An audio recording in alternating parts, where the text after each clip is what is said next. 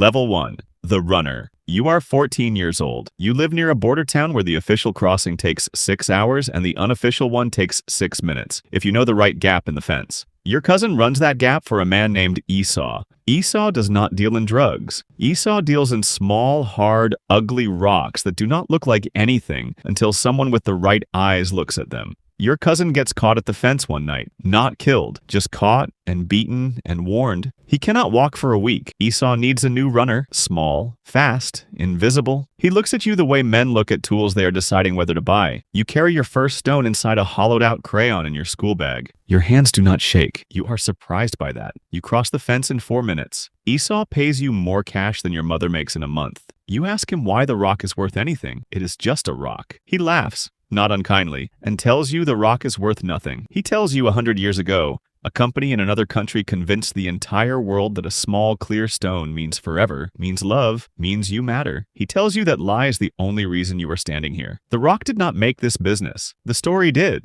You do not understand him yet. You just know you are good at this, and your family needs the money and the level 2. The Mule. You are 19 years old now. You no longer carry 1 stone in a crayon. You carry a dozen swallowed inside latex capsules. You learn airports the way other people learn languages. Which scanners are old? Which guards are tired at the end of a shift? Which customs officer has a gambling debt that makes him look the other way for the right envelope? You get stopped once, but you pass. You do not know how. You throw up in an airport bathroom afterward, alone, and 12 small stones go down a hotel toilet an hour later because you panic. Esau is furious about the stones. He is not furious about you. He tells you panic is a tax, everyone pays once, and you just paid yours early, which means you are cheap insurance now. You start to understand that in this business, the stones are replaceable. You for now are not. You fly out again 3 weeks later. You do not throw up this time. Level 3. The Cutter's Contact. You are 25. You no longer move stones across one border. You meet the cutter,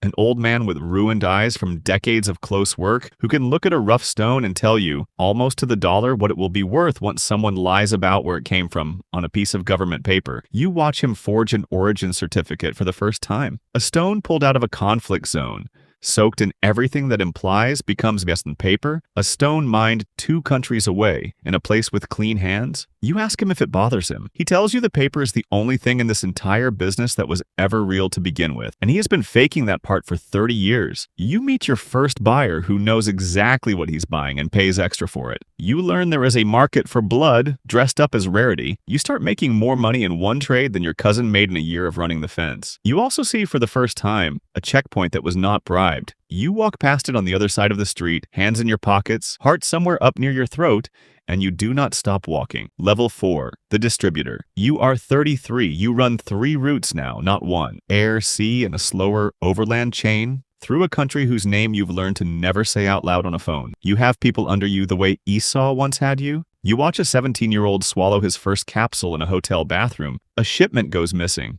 Not stolen, just gone, vanished between 2 checkpoints, and you spend 6 days not sleeping. It turns out to be the third option. You find out who. You do not ask Esau what to do. You already know. You meet a journalist off the books who is building a story about exactly the kind of stone you move. She does not know who you are. You buy her a drink and ask careful questions and walk away with a very clear sense of how close the truth is to surfacing and how much money depends on it staying buried a little longer. You start sending stones through cleaner-looking channels, legitimate import companies, just barely legitimate enough to survive an audit. You are no longer just smuggling diamonds. You are smuggling the entire story of where they come from, one fake document at a time. Level 5. The Syndicate Boss. You are 44. You do not touch a stone with your own hands anymore. You touch spreadsheets, shipping manifests, and the occasional government official who needs a consulting fee wired somewhere quiet. Esau is dead 2 years now.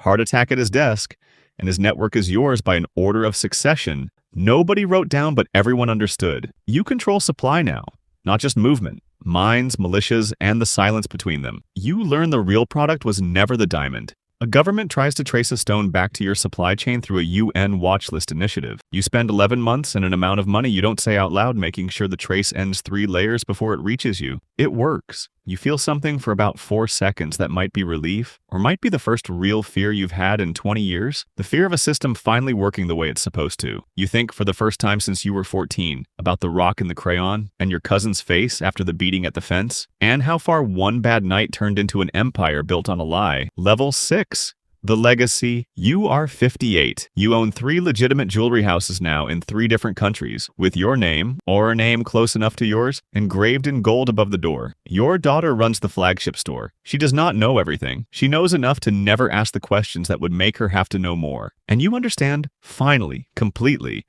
what Esau meant about the story being the only real thing in this business. You think about the journalist sometimes. She never published the piece for reasons you arranged and never had to explain to anyone. You think about the boy in the hotel bathroom swallowing his first capsule, who is now a man running one of your routes in another country.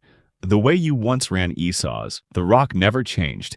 It is still just a rock. You are the one who changed, from the kid who asked why it was worth anything, to the old man who makes sure no one else ever gets to ask that question and like the answer. You built an empire on a lie that was never yours, told 100 years before you were born, about a stone you once carried inside a crayon for 4 minutes and $100. You wonder some nights what the boy at the fence would think of the man who runs the store now.